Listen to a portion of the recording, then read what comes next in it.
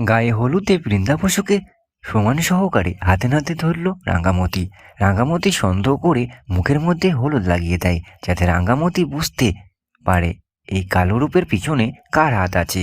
রাঙ্গামতি জানে বৃন্দাবসু ছদ্মবেশে আছে, তবে বৃন্দাবসুর আসল চেহারা দেখতে পেয়ে রাঙ্গামতি চমকে যায়।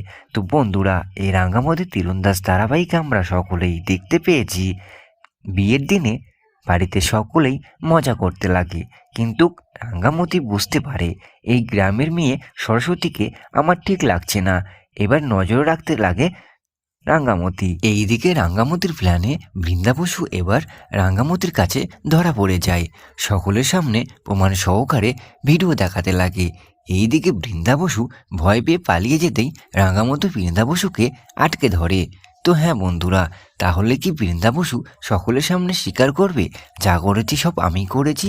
তো বন্ধুরা, আগামী দিনে ঠিক আমরা এমনটাই দেখতে পাবো। অবশেষে রাঙ্গামতির কাছে স্বীকার করলো বৃন্দাবসু।